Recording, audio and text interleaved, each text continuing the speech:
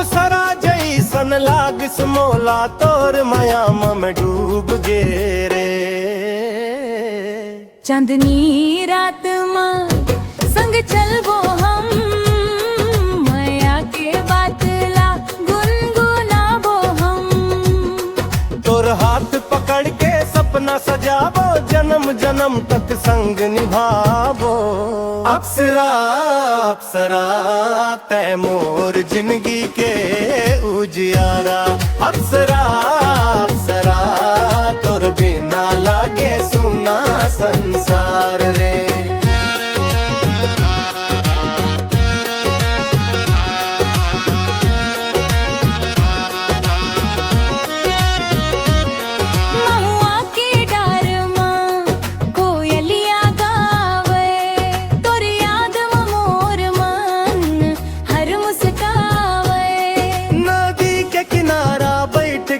जन माया के कहानी लिखबो संग संग रे।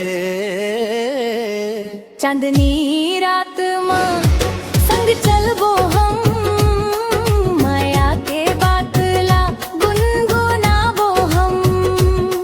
तोर हाथ पकड़ के सपना सजाबो, जन्म जन्म तक संग निभाबो।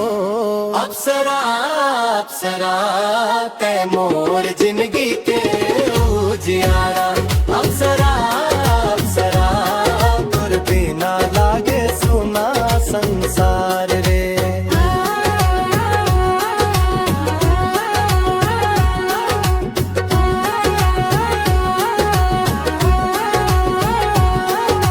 तोर संग जीना तोर संग मरना, यही मोर सपना रंग जिया।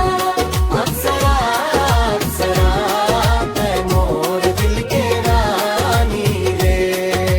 छत्तीसगढ़ी फक मारन संगे